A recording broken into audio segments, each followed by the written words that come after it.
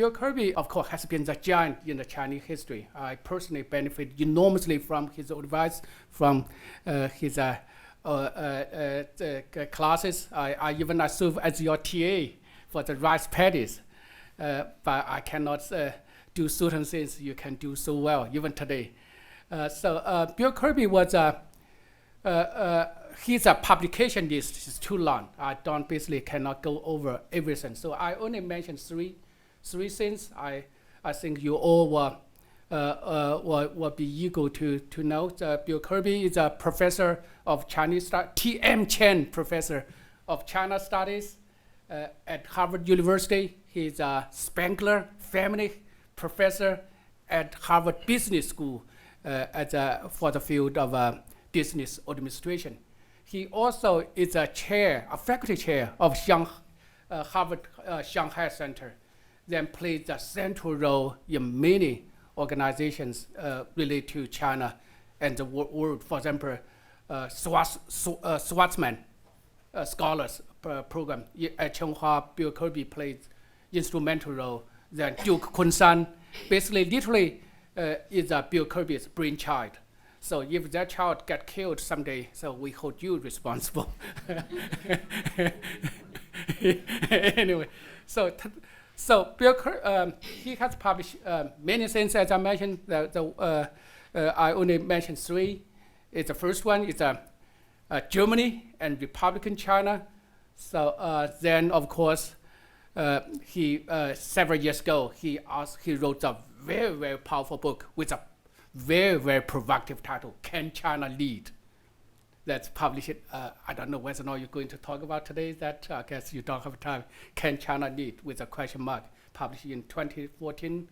Then recently, he published this masterpiece, Empires of Ideas, creating the modern university from Germany to America to China. So I believe today's talk is about the Chinese century with a question mark. The universities, Chinese university, the revival, the rise and renewal, right? Revival and rise of Chinese university. So since I'm so eager to listen to his talk, so I think Professor Kirby, the podium is yours.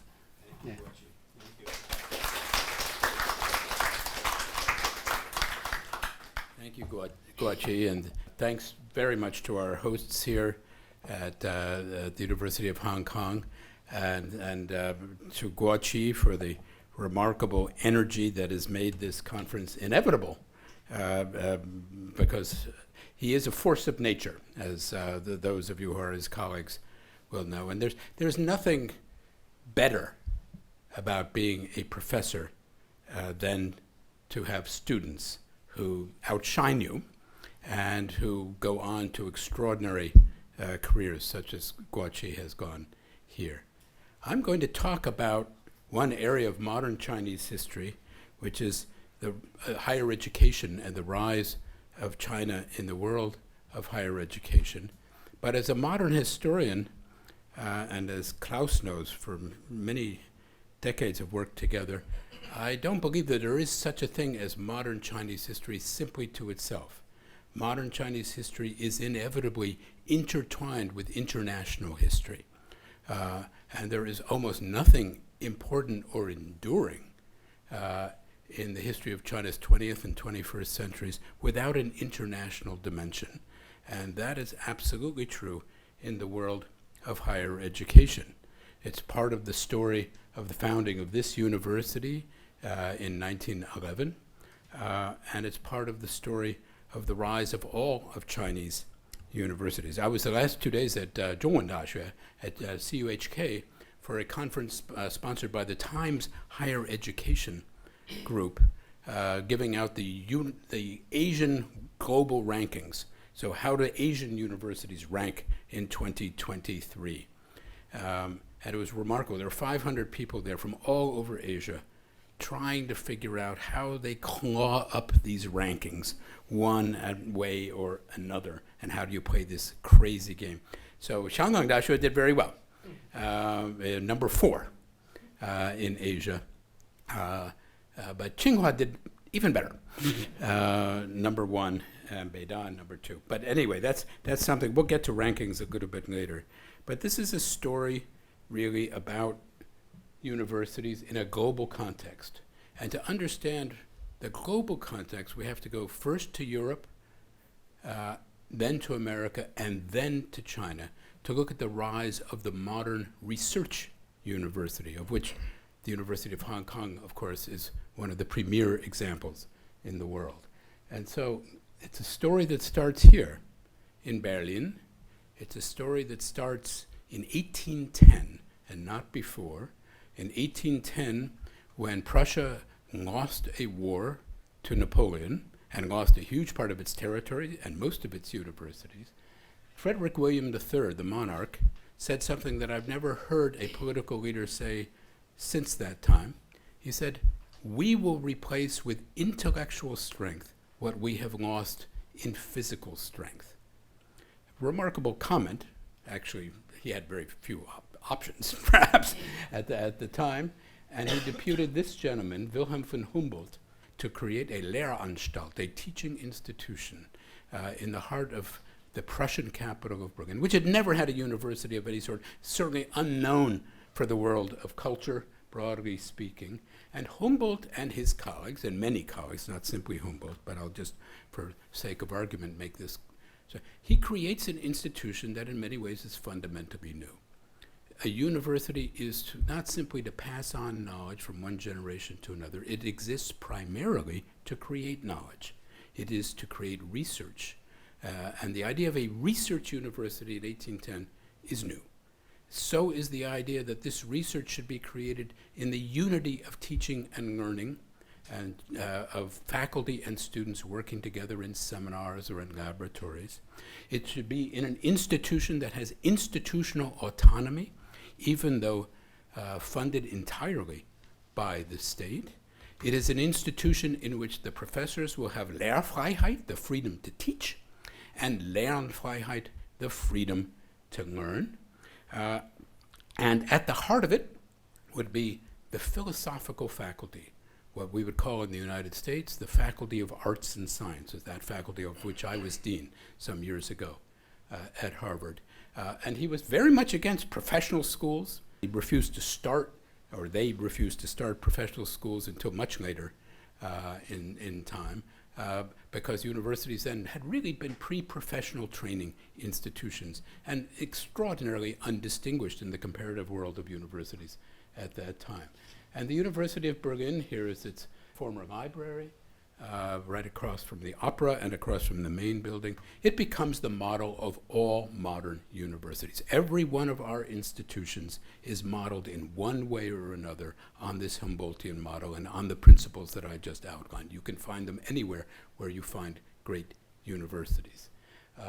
And it becomes, of course, central to learning, and central model also then in the United States for American universities. You cannot get a job at Harvard in the late 19th century without having studied in Germany or without having a degree from a German university. You can see here the motto of Stanford University. Most of you may not know that the motto of Stanford University is in German, and the people at Stanford today cannot pronounce this. But it's Die Luft der Freiheit weht, the wind of freedom blows. And it's really quite an extraordinary statement from a railroad baron setting up this fantastic university in the middle of nowhere at the time in Palo Alto to have this as their motto. And yet, you know, there are limits to the freedom even in the best and the greatest universities. Here's Max Weber, who, when talking about intellectual freedom, what it was actually like at the University of Berlin, said in 1910, he said, outside of the realm of political and ecclesiastic authority, there is academic freedom, but in that realm there is none. That is to say, so it's still a highly constrained conception of academic freedom, but still the foundation of the concept of academic freedom that we understand today. Well, long story short, die Luft der Freiheit stops blowing in Germany in the 1930s, with the National Socialist seizure of power. The university is destroyed from within and from without, and then by Allied bombs, and then is Sovietized under the German Democratic Republic. And across the then wall that came up in 1961 is the Freie Universität Berlin, a place where I was once a student. And here is John Kennedy giving one of the most extraordinary addresses ever given by a political leader at a university. His address to the Free University just months before he would be murdered. A university that had some, it was a very free university in the 1960s and 70s. I was a student at the Freie Universität Berlin in the 1970s, and it was still very reasonably a radical place. There was a professor of history, Professor Zipfel, who was defenestrated, thrown out of the window. Only second floor window, not so bad, and other various things. I took a seminar on Marx when I was at the Free University of Berlin, and in that seminar of 15 people, there were 6 different communist parties represented. Nobody could agree on anything as what Marx was saying, but it was free, no question about it. Today, we have a situation in which the Free University, of which Klaus was vice president for international, the Free University has risen to be an extraordinary, maybe the leading German university in the realm of humanities at least, and in many other areas. And here we have, I got onto this topic, and this is something to think about, how systems rise and fall. I got onto this topic in 2010 when I went to the 200th anniversary of the Humboldt University, as it's now called, the University of Berlin. And the president of the university welcomed us by saying, the conference title was The Original Model of the Humboldt University, Humboldt's model. And he said, nobody would take my university as a model for anything today. He was very shortly no longer the president of the Humboldt University, but he was not wrong. This great university, the greatest in the world probably for more than its first century of existence, without question, and the most influential by far, is today no longer the best in the world. It's not the best in Germany. It's not even the best in Berlin. Times change. This brings us across the Atlantic to another statue here. This is a man not as intellectual as Wilhelm von Humboldt. We actually have no idea who he is. We pretend that he's John Harvard, the man who gave us our first librarian, who got the best deal in donor recognition in the world, putting his name on what became Harvard University. It's a university that imports, even in the 20th century, international, largely British architectural tropes, but it becomes a decent university as opposed to a parochial college only in the second half of the 19th century with the founding by this gentleman of the Graduate School of Arts and Sciences, which this year celebrated its 150th birthday, and founded by President Eliot. Became a decent university in the natural and applied sciences only before, during, and after the Second World War under this president. So one thinks of Harvard as a very distinguished university today, but its history of being distinguished as a research university is actually quite new in comparison. If you look at the first ranking of universities that I have in my research, Harvard ranks in 1910 as the leading one of men of science, of Wissenschaftler, people who actually do real research, because most faculty in those days don't do real research. And we're bigger than the rest of these at that time, so we have more. But let me just say for those of you who haven't read this book, what was the best university pound for pound in the United States in 1910? The best research university, would you say? Clark. Yeah. Well, you knew the answer. That's not fair. It is Clark University in Worcester, Massachusetts, which was the Caltech of its day. But not everything stays the same. If you don't reinvest, if you don't reinvent yourself, if you stand still, you will fall. It's now a fine liberal arts college with a strong engineering dimension. So as you see, many of these names are not ones, some of them are, and many of them are not ones that you would recognize as major research universities today. The question of freedom and of academic freedom, which we're debating a lot in the United States today, as is happening here in Hong Kong, as is happening in mainland China, We have a long history too. Here's Senator McCarthy in the height of the 1950s and the anti-communist purges of the 1950s, who brought my professor, John Fairbank, in front of the House Un-American Activities Committee, a baiting operation. We now have a new version of it called the China Committee in the House of Representatives. One of my predecessors as Dean of the Faculty of Arts and Sciences was McGeorge Bundy, political scientist and later very important political actor. This is a later picture of Robert Bellow, the great sociologist. But when Bellow was a graduate student at Harvard, Bundy brought him into his office in University Hall and told him that he had to name other members of the Communist Party at Harvard. Otherwise, he would be expelled from Harvard. They didn't call it the Communist Party. They called it the John Reed Society, but basically it was affiliated with the American Communist Party. Bellow refused.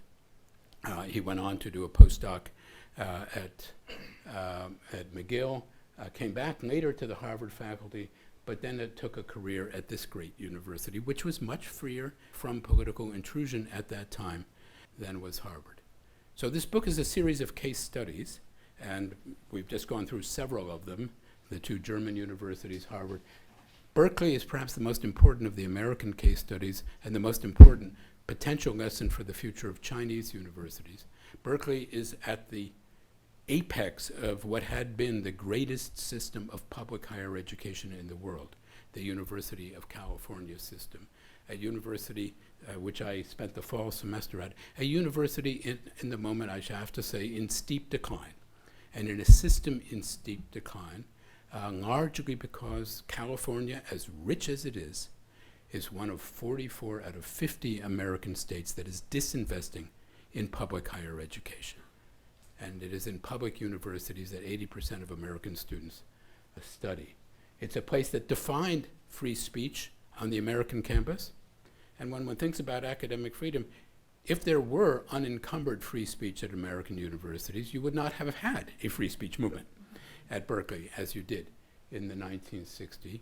And it is a place that here is the beginning of the ultra-politicization of American higher education that happened when then Governor Ronald Reagan fired the founder of the University of California system, Clark Kerr.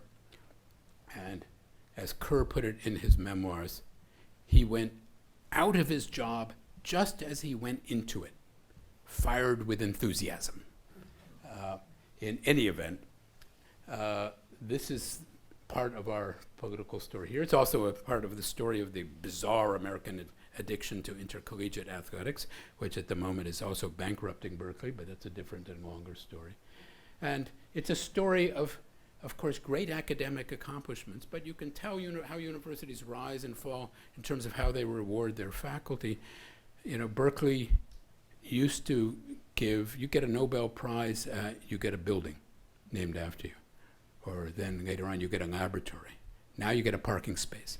Times change.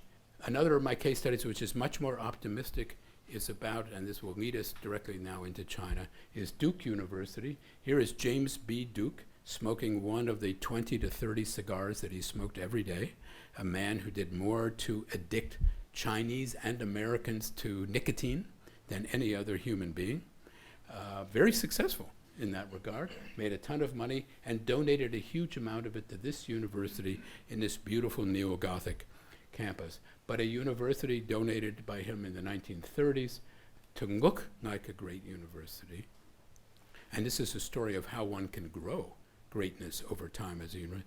The leaders of that university understood in the 1950s that they looked like an Oxbridge type of university, and they knew they were a parochial white boys club in the segregated South of the United States. They did have women, but not that many at the time. And they began to plan relentlessly and consistently, time after time, of how to become a great university. And today, they are easily better as a research university than half of the so-called Ivy League, always within the top 10 of the United States. And the most international of these American universities that I've studied here with the campus for which I was senior advisor in Kunshan Duke-Dashi, a liberal arts residential college outside of Shanghai, designed really in our vision to be the Yenjing University of the 21st century. So this brings us now to the history of Chinese universities. Their rise, as we've seen, and if you read these rankings, seems like sudden and overwhelmingly fast over the last decade and more.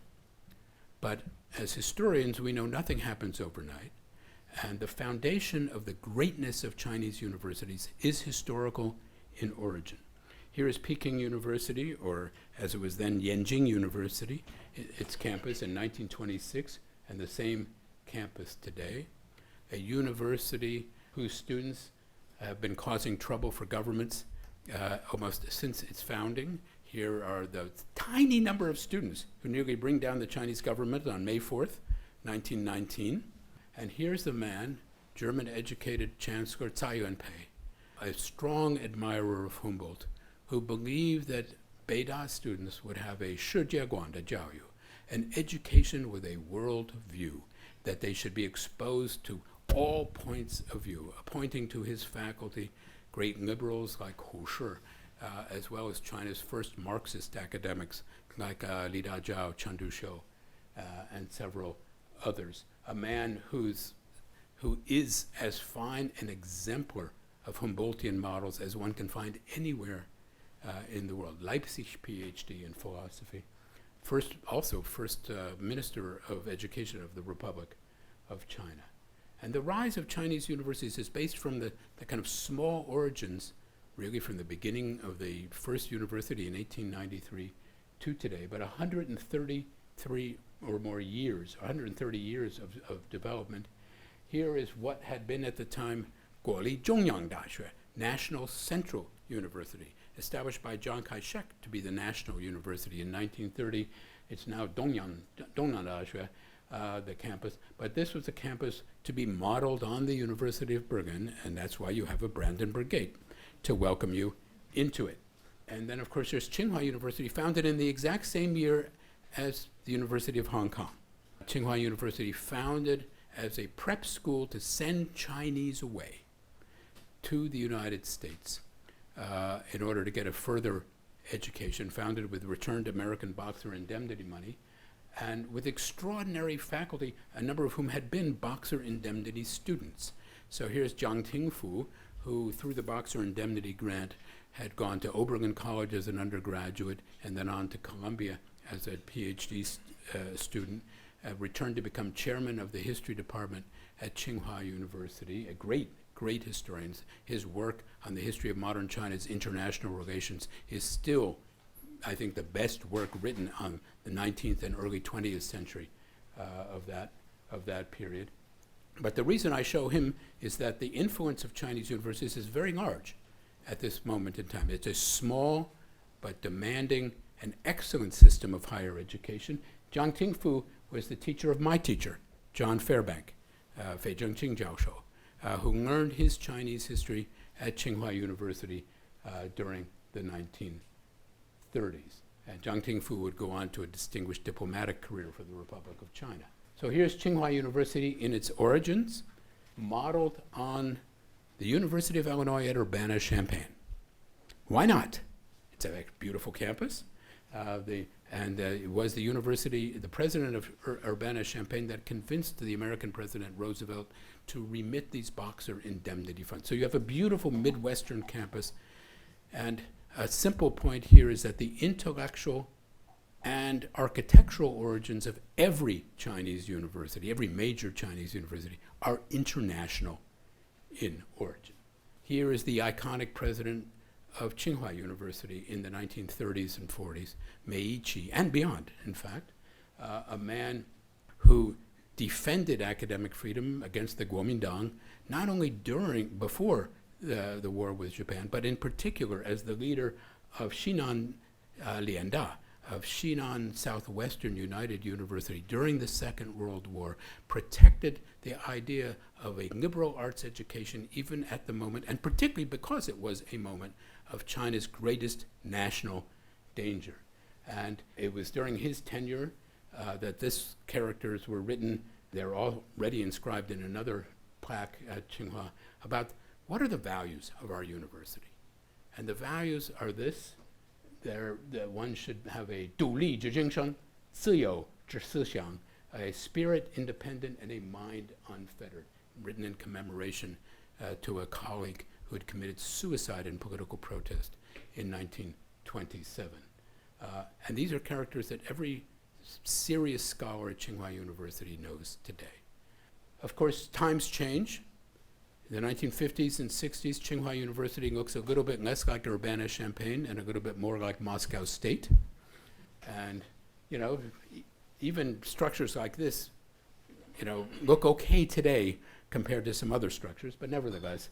But, of course, the university, Chinese universities are Sovietized in the 50s and then nearly destroyed in the Maoist madness of the 60s. But even during the Cultural Revolution, some people managed to graduate. And somehow or other are right at the center of things even then.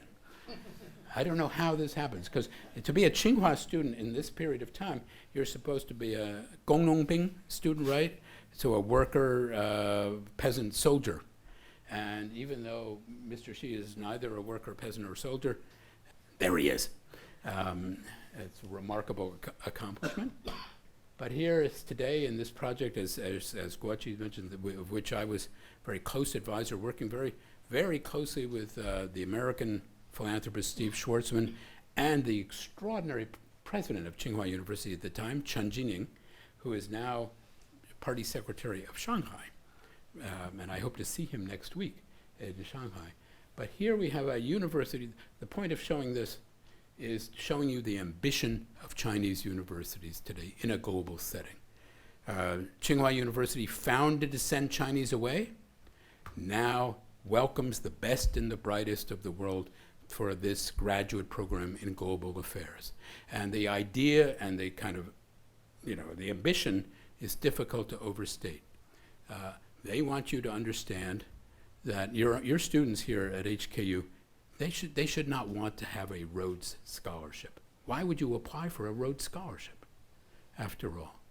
I mean, why would you want your best students to go to a cold, rainy, self-isolating island off the coast of Europe when you can go to Beijing, be in this great university, and have beautiful blue sky days like this every day? Maybe. Who knows? But that's the ambition, and we shall see. And of course, as all of you know, and of course HKU has so many international partnerships with Chinese universities. You know, here's Zhejiang University's one of its 8 new campuses. They wanted Harvard to establish another campus there. We demurred for the time, having our center in Shanghai. Xihu Daxue, its planned campus, but now largely built. Shanghai Tech, a remarkable place, the president of whom is the son of former President Jiang Zemin, Zhang Mianheng, building what he hopes will be the Caltech of China for the 21st century, a state-supported institution, but with a remarkable commitment to the liberal arts and sciences. Or here, just not far from you, Nanfang Keji Daxue, also very dynamic and fast-rising technical university, but also strongly building up a comprehensive liberal arts and sciences curriculum, as well as a strong set of professional schools, including business schools. One of my former colleagues at Harvard Business School, Jin Li, is now vice president of Nanfang Keji Daxue. And this is why the American universities have been coming to China, and international universities have been coming to Greater China. Stanford University has a Siheyuan on the Beida campus, and many others do as well around China, including our Harvard Center in Shanghai. So here we see just the trajectory of these numbers. Again, these rankings, you know, you can't obsess over, and Hong Kong University should not obsess as to whether it's number 4 or 3 or 2 in the Asian rankings. If you're number 50, you should obsess, but not. But basically, the trajectory here is one of extraordinary rise of universities. And here is the most recent QS rankings, in which Beida is number 12 in the world, and Tsinghua is number 14 in the world. So I've asked this question to some people in this audience before, but not to others. So take a guess, what's number 18? What very famous American university is number 18 in the world? It's a small kind of provincial place on the northern shore of Long Island Sound in Connecticut. I just forget the name. You think? Oh, Yale. Yeah, Yale is it. So from a Harvard perspective, this is quite correct. But Beida and Tsinghua are ahead of half of the so-called Ivy League in the United States. You have to remember the Ivy League is an artificial construction. It's a sports league founded in 1956. And a number of universities were invited to join it and declined. And they may regret that at the moment because it's become a good marketing device. But you see, Chinese universities have 5 of the top 50 in the world on this QS ranking. And if we'd had these same kind of rankings 100 years ago, 8 of the top 10 universities in the world would probably still have been German universities. The other 2, Oxford and Cambridge. And today it's rare, and Munich is usually the one regular exception, it's rare to have a German university in the top 50. I know that Zeppelin University will be there soon, but maybe not yet. So times change. And this is an important document here. The future of Chinese universities, and this is from 2013, is to be part of the world of global universities. In a statement called the Hefei Statement, started in Hefei, the 10 characteristics of contemporary research universities. This was by the American Association of Universities, British Association, Russell Group, Australian, and a group of 8. Anyway, an international group saying, what are the key strengths of a research university? And they are to exercise, responsible exercise of academic freedom of faculty to produce and disseminate knowledge through research, teaching, and service without undue constraint. Tolerance, recognition, and welcoming of competing views. The right to set one's own priorities on academic grounds. Again, all Humboldtian values, all signed by the leading 9 Chinese university presidents, by the Chinese institutions of the People's Republic of China. That was in 2013.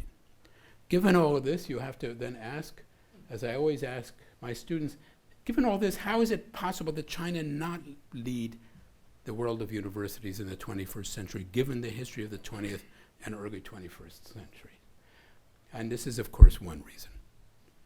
The continued dominance in, politically, of Maoist elements, the enduring Soviet DNA of the People's Republic of China, the idea that the current leader will have his books and essays printed in the same style of that of Chairman Mao. And if you ask any university president, this is at Jeddah, or you can see it at Fudan, or at a number, why do you still have a statue of Mao Zedong outside of your university, a man who did more to destroy education than any other human being in China's 20th century? They will tell you honestly, but quietly, that they missed their chance to take it down in the 1980s. But that chance will come again, but it's not there at the moment. Or you have Chinese university students learning, as I did in Berlin, Marx. People studying Marx on their own, not the kind of pablum of 所谓的马克思主义 that you get in the 必修课 of Chinese universities. And these students formed their own Marxist study groups, and they went out and did what good Marxists should do. They started to form labor unions in sweatshops in South China. Apparently, that is not what Marxism means in China today. They were severely punished because the party is on the side of management, not labor. And 3 university presidents or party secretaries were sacked as a result of their pride and support of these extraordinary students.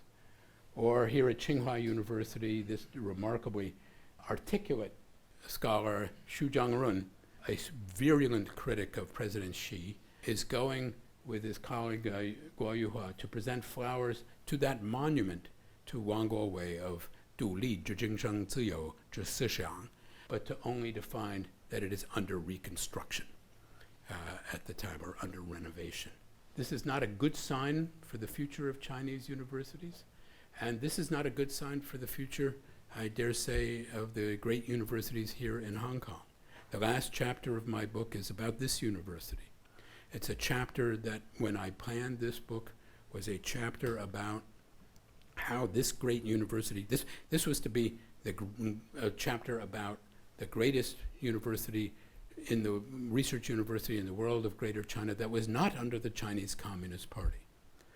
But we shall have to see, because what I see happening, I don't know here at the HKU campus, but what I see happening at a number of other local campuses does not give one optimism that what have been the historic strengths, and truly the Humboldtian strengths also of this great university, are poised to endure. At the minimum, they will come under very significant stress, and these institutions will be judged in time by how they handle that stress. Not an easy situation, because there is no easy resistance to this particular operation. As you can see, the result of mass demonstrations upon a time, and the outcome being a tragic one. Actually a tragic one for those who took part in it, but also for those who suffered from it, including for this great university. Is there an alternative to being part of the global world of universities? These three Chinese universities have decided that they don't want any part of the Times Higher Education or QS ranking. They're going to pursue, and so they withdrew from all global rankings to pursue a 中国特色的教育, an education with Chinese characteristics. And I have no idea what that means. If anyone can define that accurately for me, I would like to know. I think two of them are not part of this because they're not doing very well in these rankings. Not their fault, but excellent university in humanities and social sciences like Renda simply can't compete because they have no strength in science. And so Nanjing is a different matter, under enormous political pressure because they were one of the centers of this Marxist student movement, and they rewrote their charter to put the party rather than the academics in charge. And Lanzhou University, I think, is just glomming on to this trend. And I have no idea why Lanzhou is doing this. But the point is that, there is no such thing as a great university that is not part of the global world of universities. Great universities have to be able to recruit faculty and students from every corner of the world, and bring in ideas from all points of view. Otherwise, they will be, as we've seen institutions rise and fall, like the University of Berlin, they will be on a glide path to decline. The question, can Chinese universities lead the world in the 21st century? The answer is absolutely yes. No place has more human talent, from Hong Kong to Beijing to Sichuan, and in the large Chinese diaspora and the international community that comes to the universities here in Hong Kong. No place has more human capital, better human capital for higher education than China. But Chinese universities can lead, but they can't lead alone. They are part of a web of international learning, research, and teaching. They have grown up in the company of the great universities of Europe and North America. That's the company that they want to keep, despite these withdrawals. And that's the company that they hope in time to lead. Let me just end with pictures here of the origins through a gate, once a military gate, but now welcoming one in, as Klaus knows well, to a city of peace and happiness and culture, most times. Or this gate, the new gate of Nanjing University's new campus, modeled on the gate of National Central University, the gate through which students walk. This gate at Tsinghua University, reconstructed after the destruction of it in the Cultural Revolution. This gate here, now cleaned up, at the University of Hong Kong. And this gate here at Harvard University. My office as Dean of the Faculty was in that building, the University Hall in the background. And it was through this gate in 1936, on the 300th anniversary of Harvard University, that this gentleman strode through from Peking University, Hu Shi, who was given an honorary degree as the representative of Peking University at our tercentenary, at our 300th anniversary. And he dedicated to the university something that many of you will have seen if you go by our library, this stele outside of Widener Library, in his calligraphy, donated by Harvard alumni of the Republic of China, It came originally from the Zongtongfu in Nanjing, and originally actually from the mid-19th century Qing period. And this is its message. Why do universities matter? And why do they matter for countries and national histories? And HKU says, culture is the lifeblood of a nation, and it's by virtue of a culture that a nation arises, but it is due to learning, to 学, or Wissenschaft, as Humboldt would say, that a culture flourishes. And intellectuals with deep knowledge and far-sighted vision understand that in establishing a solid foundation for their nation, the utmost priority must be given to the enhancement of learning. It's a message that every great system of higher education knows implicitly, but no one has ever put it better than HKU. And I will stop there, and thank you.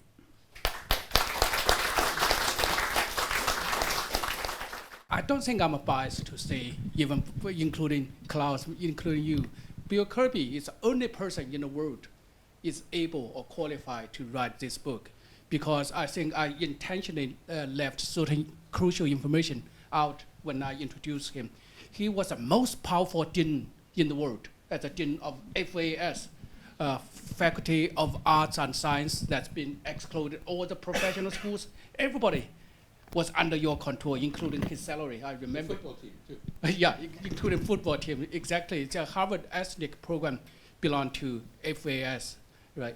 So he, in his talk, he also mentioned he was in Free University Berlin, where Klaus was used to be a vice president there, right? So he learned the Marx, learned German. So he's a German. He's a, I guess, a very few, I guess, scholars of China scholar can speak perfect Deutsch, right?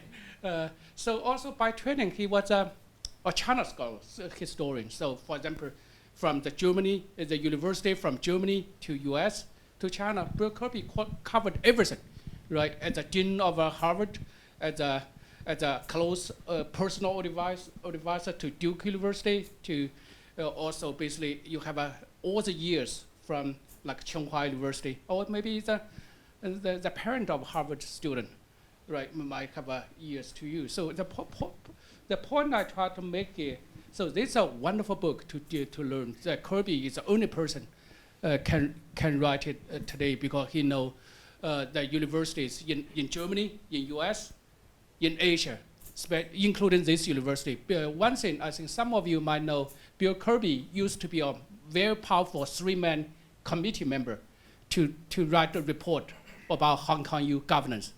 I'm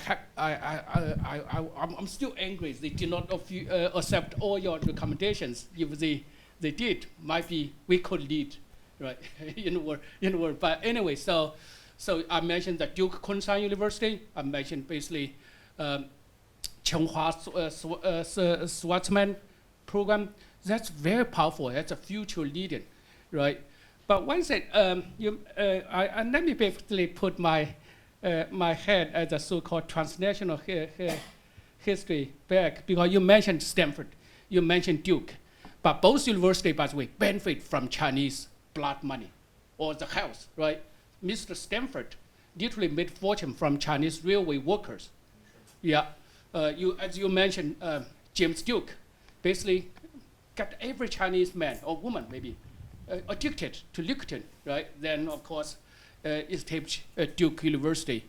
Then you mentioned Tsinghua University. Of course, that was used to basically to educate the Chinese in US.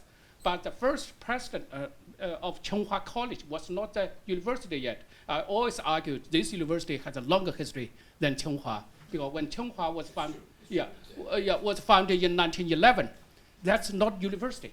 Tsinghua did not become university until middle of 1920s, right? So that's Tsinghua Xuetang. The first president of Tsinghua Xuetang was a return student, the boy student from U.S. Because remember the first time when the Chinese, the Great Qing Empire, which Professor Kirby was the world's greatest expert on that, basically when they decided to learn from the world, they chose your country, right? At that time, by the way, United States, we have to say, United States, including Harvard, was basically the community college, right? It's a Sanyu, Sanben, right? So basically the best university in Germany was in Germany, but the Chinese somehow refused to go to Oxford, refused to go to Cambridge, refused to go to anywhere else, but chosen to the United States because the reason, because the university, the name you did not want to mention, because Mr. Rong Hong, right? So Mr. Right. Yeah, Mr. Rong Hong came back, then lobbied to send Chinese boy students there. So they basically even just a few of them graduate from. I think one little footnote though is, if I'm not mistaken, the Americans were the first to actually give money back from the Boxer Oh, yeah, yeah. for this purpose, and the British eventually did more later on. Yeah. I don't think the Germans ever remitted. No, you did not. You did not. But by the way, that one I was basically in 1908. Mr. Liang Chen, a return student, the boy student. Yeah. By the way, I think his personal archive is in this university. Wonderful. Yeah, basically, Mr. Liang Chen, you mentioned the sports, the Ivy League, because at that time when he talked to a Harvard graduate by name Theodore Roosevelt, then basically say, where did you go to the college, the school? They basically, oh, I played the football. Then make TR perfect happy. then basically return the box money, right? So then basically, so the Tsinghua, the first president of Tsinghua was boy student. Then the one great university you did not mention is a Beiyang University. Also, Yes. yeah, it's today's Tianjin University, which also was president from. So basically, the point I try to make here is a mutual, because then I've returned to your key question, can Chinese university lead? Because China or US, or to a certain extent, all the university benefit from the free flow of human resource ideas, right? The empire of ideas. But so Chinese definitely contribute to the funding of Duke University, to the Stanford University. I always argue, by the way, maybe your voice is more powerful than I. Duke and Stanford should apologize to Chinese or set up a scholarship for Chinese railway descendants, right? Because after all, Most of whom are in the U.S. yeah, Actually, so- anyway, Duke have to put something, because you know the place, Southern University eventually put to revise something about Box rebellion, right? Right. That they basically add something. The Chinese were killed too. So, so that basically is a new phenomenon. So I think basically that in the past, the Chinese and Americans benefit from each other one way or another. You mentioned the May 4th movement in the beginning. At that time, one professor at Columbia University, John Dewey, he came to China on April 30th, 1919. That day, by the way, that Big Four decided to give Shandong to Japan. Right. So Mr. Dewey arrived in Shanghai. But initially, he only planned to be here for several days, because because thanks to his powerful student like Hu Shi and many others. Then he decided to stay in China, so till the founding of Chinese Communist Party. So he was here on April 30th, 1919.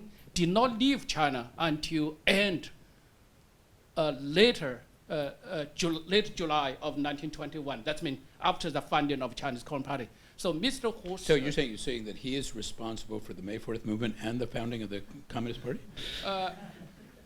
That's quite. No. That's news. No. That's, He hate the Bolshevism. No.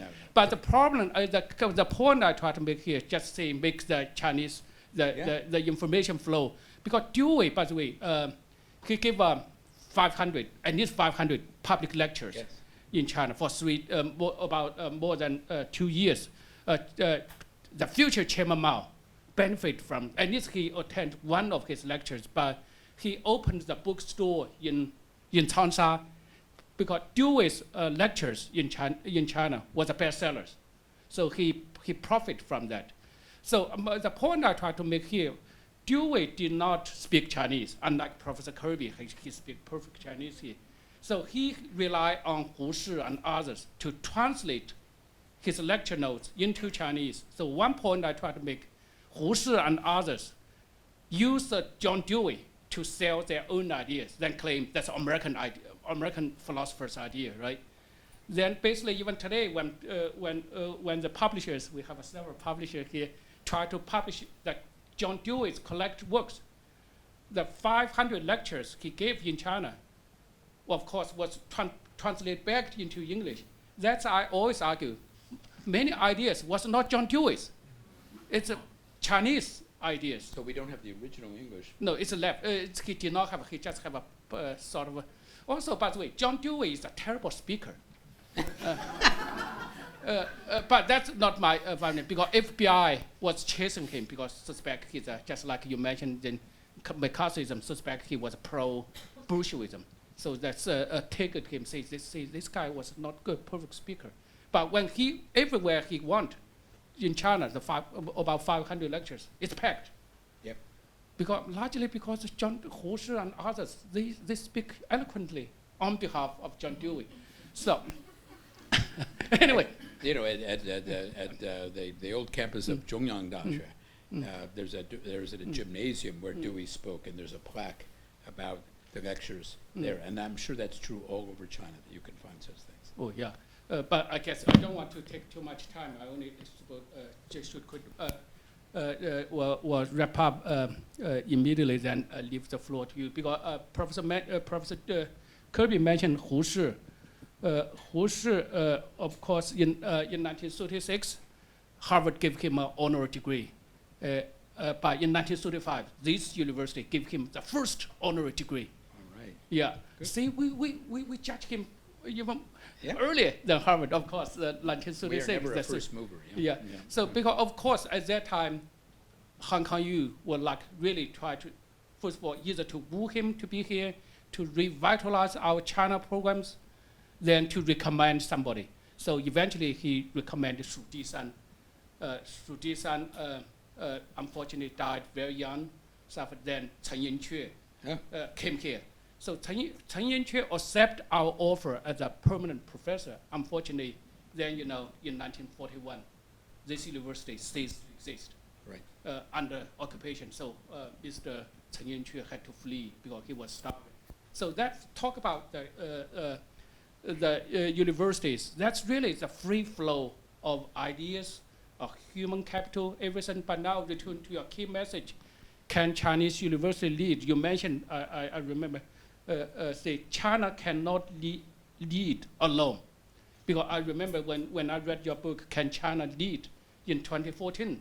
Then now I guess that question mark become, maybe we can add more question marks there, right? But can Chinese university lead alone? Cannot lead alone. But now, the U.S.-China relations, in your book, when I read from cover to cover a while ago, basically you can say that the China committees in Congress, that basically is really bad, right? So many Chinese university students cannot go. So then Chinese. But it's nothing like it was in the 1950s, when there were no Chinese. The number of Chinese, the Biden administration has actually done an excellent job of expediting visas and so on, which the previous administration did not. We are still getting outstanding Chinese graduate students and undergraduates coming. So the numbers are down, maybe 10%, but not tragically. But the problem is that it's supposed to be two-way street.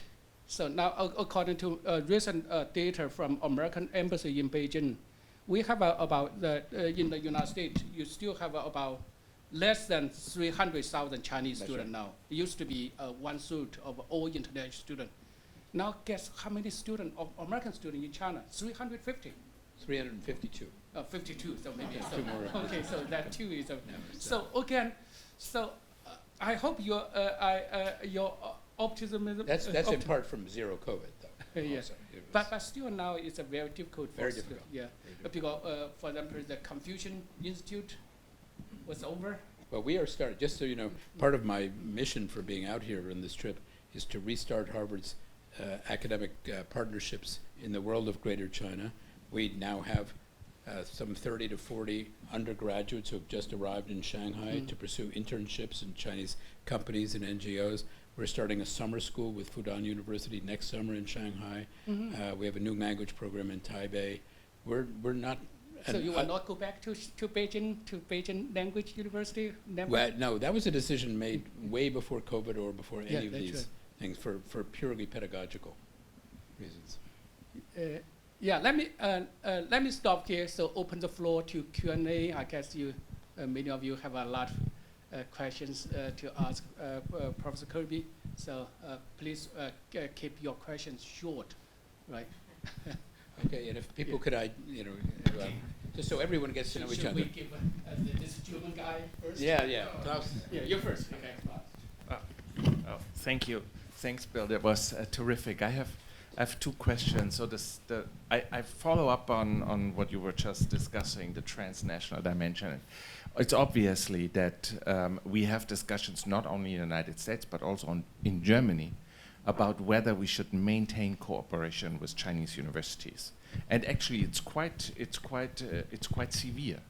The government has been convening several meetings, and especially there are concerns about technological cooperation, because we live in an age where so much what is done in the natural sciences has this so-called dual use. So there's a lot of mistrust. I know several presidents, university presidents in Germany who have said, we're not going to continue some of these cooperations, and some said we're not going to start new cooperations.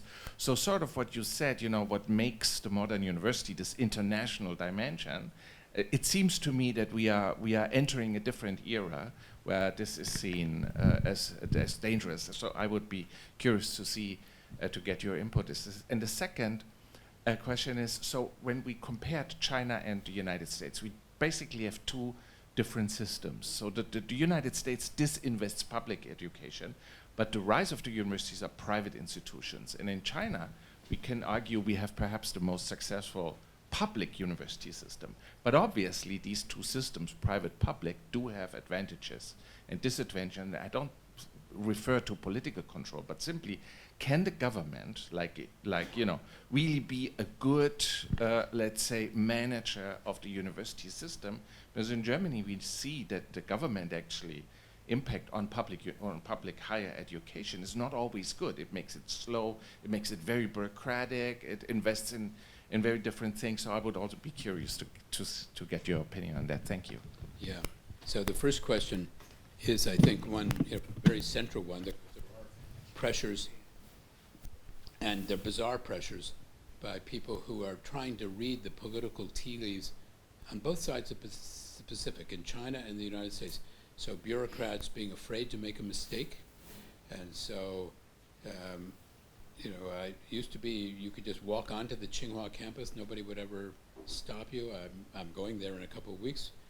We'll see if that's still the case, but I wouldn't be surprised if it is no longer the case. The Beida campus has always had a police cordon around it over the last several years. And there's a kind of I was invited, and this is on the China side, to do with the Guanghua School of Business at Peking University, a case study workshop. Just how do you teach business school cases?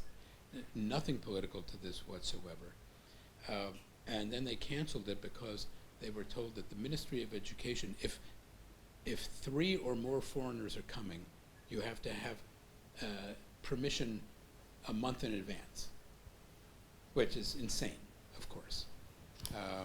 And so when you have this kind of control and pa mafan attitude on the part of universities, this is a real limitation from the Chinese side. On the American side, you have, this Republican-led China committee is full of noise, but it actually has very few teeth, quite different than, and the leading research universities have all pushed back strongly against the limitation of graduate students from China. There are only a very tiny number of disciplines in which admissions are discouraged, because what is dual use? Almost anything can be dual use, and you have both in China and the United States, in this world of mutual paranoia between the two sides, a national securitization of everything. So semiconductors were national security issues 5 years ago. Suddenly, it's it's the petroleum. It's as valuable as petroleum was on the eve of the Second World War. If you think of the United States and Japan at the beginning of that war, or it's in. So, and there's a mammoth overreaction to this. The American control, for example, why is it in the American interest to keep Taiwan Semiconductor Manufacturing Company, the greatest technological company in the world, from selling, lower-end chips to Huawei, for smartphones in China? There's absolutely no national security aspect to this. All you are doing is weakening a great Taiwan company on the idea that somehow or other you need to punish this Chinese company. I mean, so here's an example. Just wait. There are some people. So those of you who have been to Boston, you know that Boston has the oldest subway system in the United States, and it looks it. It's a piece of junk of a subway system. Your MTR is, of course, magnificent in comparison, and now we're getting new Chinese railway cars for the Red Line and for the Orange Line. Railway cars manufactured or put together in Springfield, Massachusetts, a city that used to be the home of American railway manufacture. But the last American car made there was in 1920. No American cars are made today. These are Chinese imports, but now American workers putting them together in Springfield, Massachusetts. And Senator Schumer on the Senate floor said that we shouldn't have these cars. Chicago's doing the same thing, because there might be spyware on the Red Line. We don't care, actually. We would welcome just getting to work on time and having modern technology helping to get us there. China, for example, is the dominant player in something that no one takes seriously as a strategic issue today, carbon black. Carbon black is the material that is at the foundation of every automobile tire. Now, there could be spyware in your tires. How is it possible that we can get Chinese carbon black into Goodyear? I mean, the whole thing, if you take it to its conclusion, there is absolutely no end. But people are pushing back on this. The business community in the United States is finally waking up they understand that their biggest political risk for the thousands of American businesses doing business in China are not from Beijing. Actually, the rules of investment from Beijing have become considerably more liberal over the last 5 years, not more restrictive.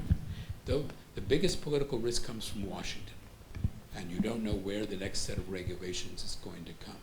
And so they're finally waking up and speaking out about this, and I think you'll see the same debates in Europe. Second part of your question, just give me 1 second of reminding. Compare private and public. Yeah, okay, well, I mean, it is one of the great virtues of the American system is that it's so disorganized. And that we have great public universities and very distinguished ones that continue to do well even in an era of defunding. Places like University of Michigan and Berkeley, despite everything. And the private universities continue to do well. But I will guarantee you that if Berkeley, Michigan, University of Washington, the great public University of Illinois, if they decline over time, then Harvard, Stanford, Chicago, they will also decline because we compete for the same faculty, graduate students, senior administrators. And competition in education is the key to excellence as it is in virtually every other dimension. And so it is still, I think, a very worrisome sign. China, by contrast, it's a shame that the regulation of private higher education is as strong as it is in China, because that is where some of the most extraordinary entrepreneurial forms of education exist. So in the Republican period, there were an amazing number, Yale and Xin has written about this, of Minban Xueyuan, of private colleges that really did extraordinary things. Today, there are many doing, I think about a quarter of Chinese students and about a fifth to a quarter of institutions are private in China today. And they have, the very best of them have a better job placement rate than the public universities, including Tsinghua and Beida. And they have greater continuity of leadership. If you look at the leadership of Tsinghua and Beida, they get switched out every few years, often for political reasons, particularly at Beida. but at every other university, 3 or 4 years, you have no continuity of leadership. And whereas the example you and I were talking about this morning, one business school case I wrote is on Xi'an International University. You know, being a president of a university, as you know, is a really difficult job. And the average tenure of an American university president is shorter than that of an undergraduate in college. Undergraduates take longer than you think, but nevertheless, it's about a 5-year window. The president of Xi'an Huaishishue doesn't have to worry about it because he owns 55% of China, and he has a successor in waiting in his son. This is another model of higher education that we should pay attention to. Yeah, let me add one short note. Nankai University, by the way, used to be private university. You mentioned Yes. T.F. Chang. Yes. So this year is a 100 years anniversary of establishment of a history curriculum. Zhang Tingfu or T.F. Chang was a founding chairman of history department. So Nankai, of course, eventually become national university only after Nankai's campus was bombarded by Japanese fire. Then the Chiang Kai-shek. And you also had Yanjing University, St. John's exactly. University. Many, you had many of them. extraordinary private Yeah. universities. I guess we only have a time for one question. So I saw the hand back there. So. Who's that person? Or anybody, maybe any other question? Yeah. Oh, yeah. Go ahead. Give to the gentleman who did not ask. Keep your question short. Sorry.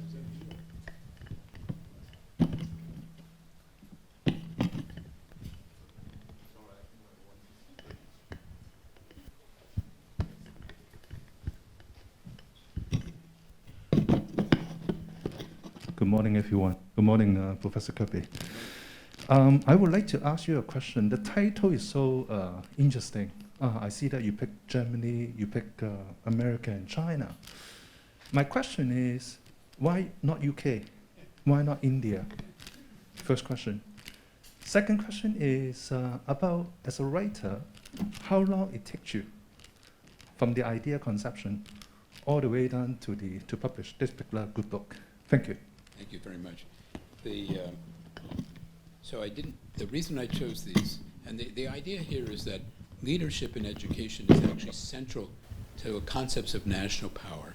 And when you think of it, there has not been a leading or a recognized leading power in the world, I'm looking first at the European and then international stage, that has also not been a leader in culture and education.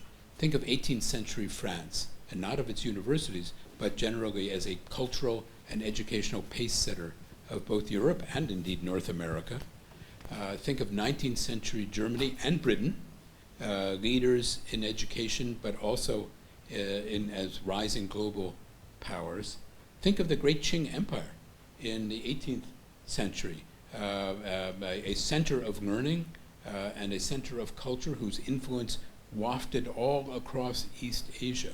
So there is a relationship that's very difficult to pin down between leadership in the realms of ideas and leadership, broadly speaking, in regional and global affairs. And the reason I did not choose Britain and India are two, basically, what countries have actually set global standards for higher education in the world to define the institutions we live in? Now, obviously, Cambridge and Oxford had a huge influence on the modern American institutions and on the collegiate system and so on. But the book is about research universities. And Oxford and Cambridge became great research universities by emulating the German model and grafting it onto their collegiate structure, but really also instituting university-wide vehicles that were quite separate from the kind of independent collegiate operation that they had had before. And they still are, of course, among the greatest universities in the world, and they've done something that the Germans didn't do or haven't done, even in a moment today of real reinvention of higher education in Germany. They stayed true to their teaching mission and stayed true to teaching and mentorship at the heart of a research university, which is extremely difficult to do and rare to do. But they have not set global standards. People admire them around the world, but nobody would emulate the organization of Oxford and Cambridge in setting up a new university, or the structure of it. Just as nobody should emulate the organization of Harvard University, which is the single most disorganized university that I know. So that's the answer. In India, I think we shall, 20 years from now, this might be a quite different book on this, but there is not a world in which people would believe that Indian universities today are setting global standards for others. The IITs are extraordinary, but they're actually haven't been replicated in the same way elsewhere. And so it's worth, but excellent question. The second thing is, the idea came from this conference in 2010, but I didn't do anything about it because I finished this book in 2014. But it was really after finishing that I began to write this book, first as a series of business school cases. There's a business school case about Hong Kong University that ends up being quite different, actually, than the final chapter of the book. There's one on Tsinghua University. So I did kind of drafts, and I taught these chapters to my students and learned from that and tried to improve them on the basis of feedback from them and from others.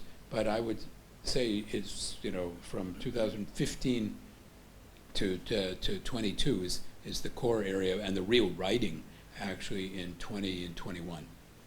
All right. Thank you all for your patience. Yeah, coffee break. So thank you all for